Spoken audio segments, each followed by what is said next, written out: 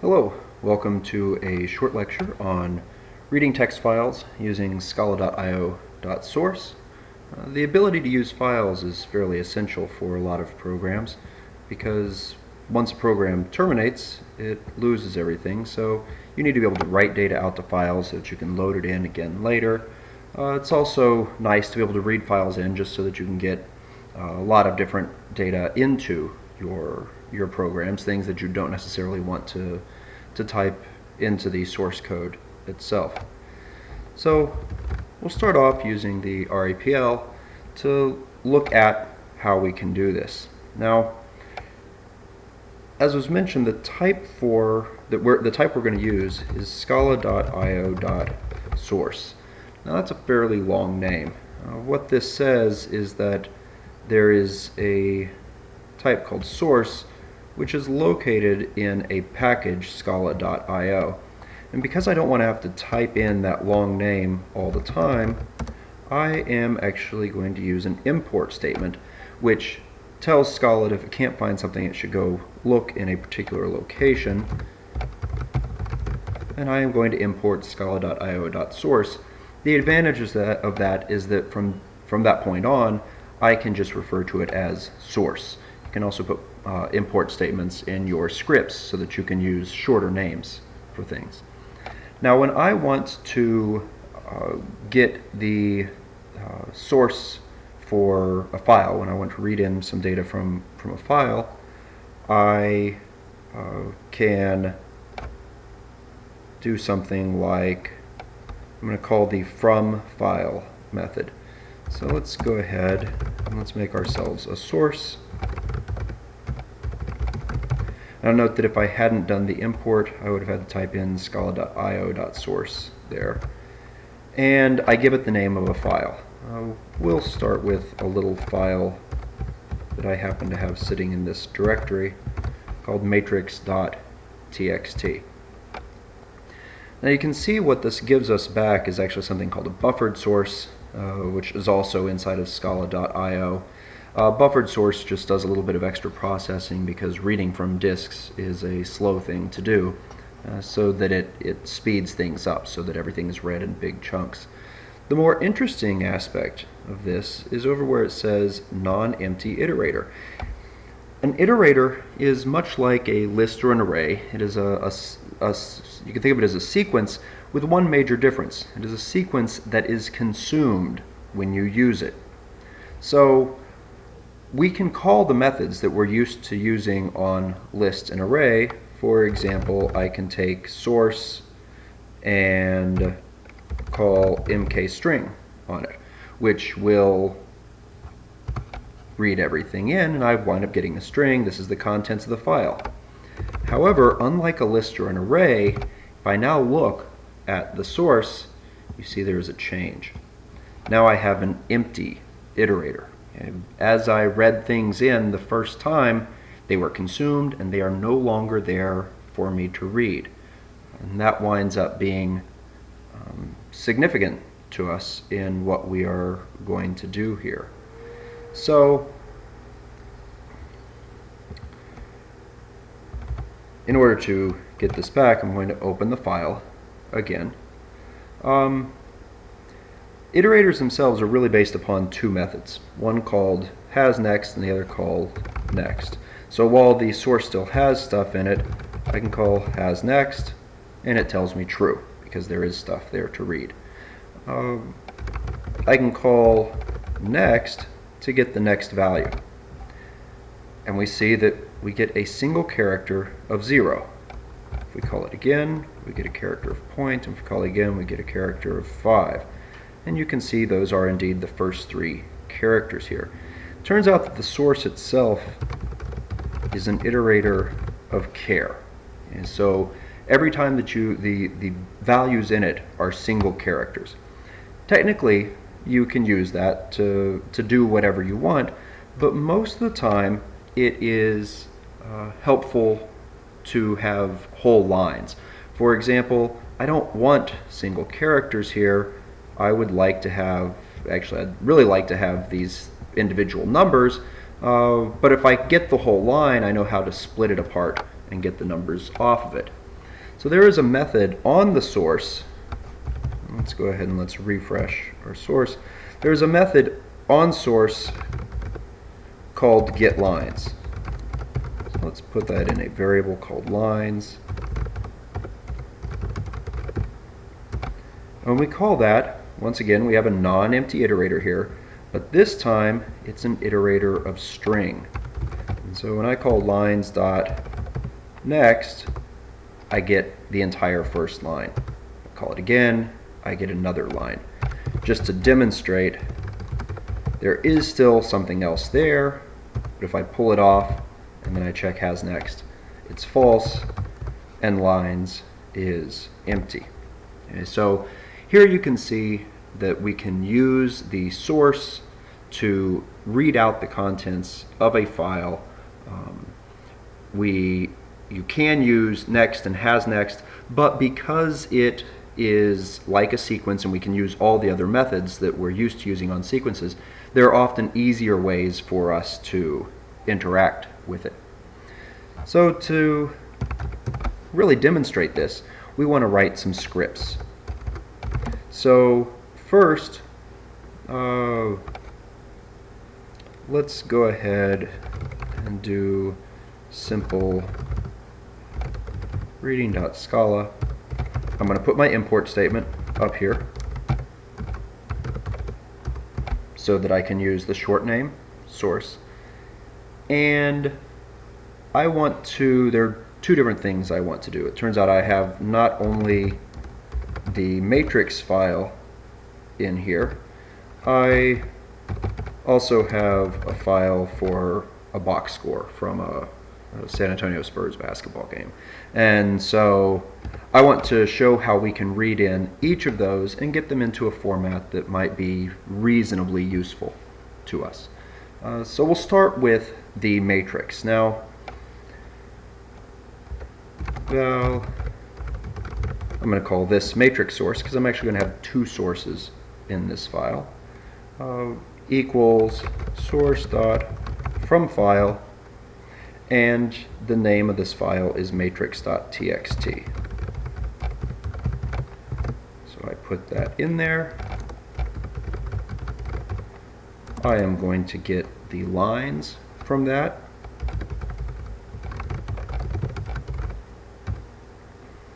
And so now I have an iterator of strings that will iterate over all of the individual components. But what I'd really like to have, in the case of a matrix, is an array of double. Okay, that's a nice way to represent a two-dimensional matrix. In case you were wondering where these numbers came from, they're actually an affine transformation, which is something that we will learn about in a few chapters when we talk about graphics. I want to take each line, split it apart. Let's go back and let's look here. So the lines are, in this case, separated by comma space, or at least the numbers on each line. So what I want to do is I want to take each line, I want to split it up on the spaces, I want to take each of the values and convert them to doubles, and then convert that whole thing to an array, because otherwise I will get back an iterator. And I can do this very nicely with the use of map. And this is why having the source, which is a Scala collection, winds up being fundamentally helpful in that we can use the same types of techniques that we're used to. So when I map over all the lines, I'm getting an individual line. And what I want to do is I want to convert it to a string, or from a single string to an array of strings using split. And then I want to convert each element in that from a string to a double. Call toArray at the end to get everything out. Now, one other thing that we didn't do in the RAPL, but when you are programming, when you open a file, every time you open a file, you need to make sure you close it. And the reason for this is that you're only allowed to have a certain number of files open at any given time.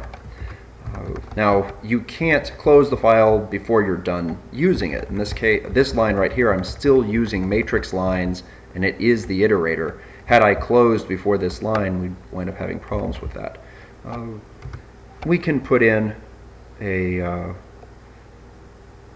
line. Let's do matrix dot for each print line row print line rmk string with just a space in between the values. And if we come over here and we run that Scala script, it prints out the matrix. And so this matrix is sitting in the memory, and we could do whatever it is that we wanted to do with a matrix. The other file that we have in here, this box score, has multiple lines, one line for each player. And to keep things simple starting off, we'll just read it in and just get an array of strings. So let's do,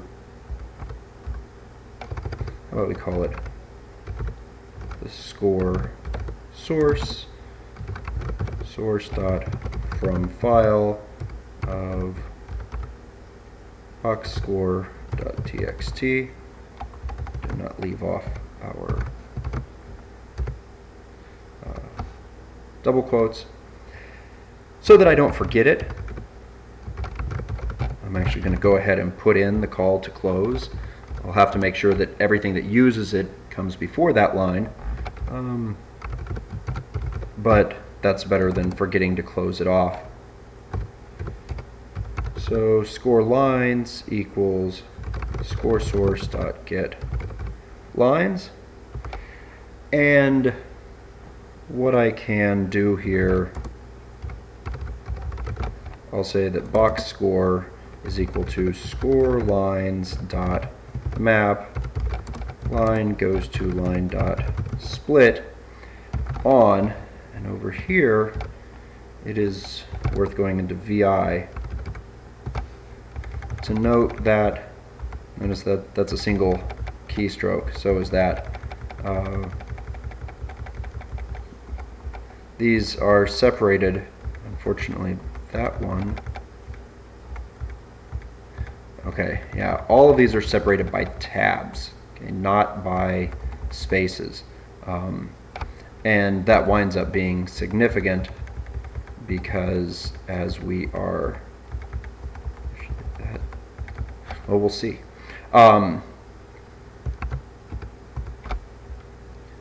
Because when we split, if I want to split on a tab, I can do that. If there were spaces, we could put in a little bit more logic to deal with that. We're going to assume right now that it's all tabs, and we can come back and look at what that gives us. And how about we also convert this to an array so that we have the box score. At that point, it's safe to close it. Print line, or let's run through the box score. Box score dot for each of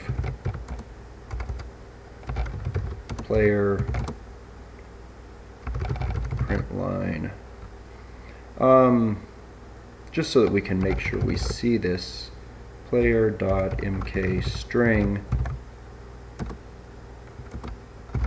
I'll put in some nice spacing to make sure that this is highly visible. And when we run this, you can see that we're clearly getting things separated, and in fact definitely all of those were tabs because they're spread out. Now, of course, what might be nice to do would be to do things like, let's say I wanted to print only the line for Manu Ginobili. Well, in that case, I could do a print line of box score dot filter, and I want the line such that the first element contains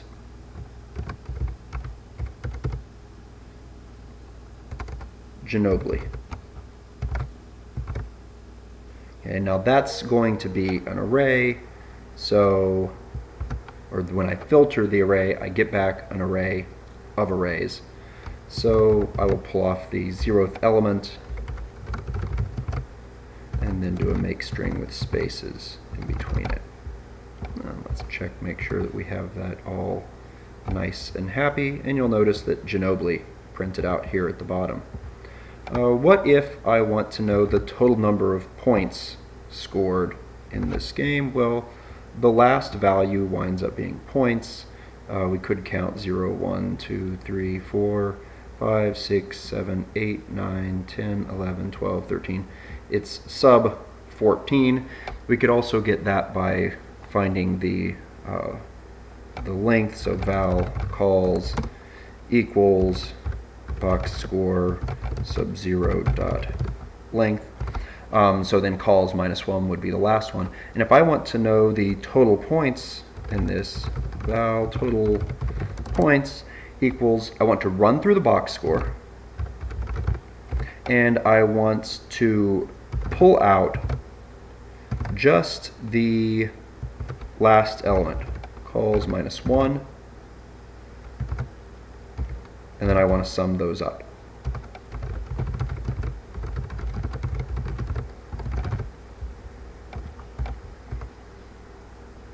Let's see, we have, oh, that is correct. Well, it looks like a 14. Well, it is a 14, but it's the string 14, and I can't call sum on that. So in order to get around that, what we are going to do is map the strings to int. And now if we run, we see that in this game, Spurs scored a total of 116 points. So that is a brief introduction to using the source to read in values from files, and we'll have another video that does a more extensive example and plays around with a larger data set.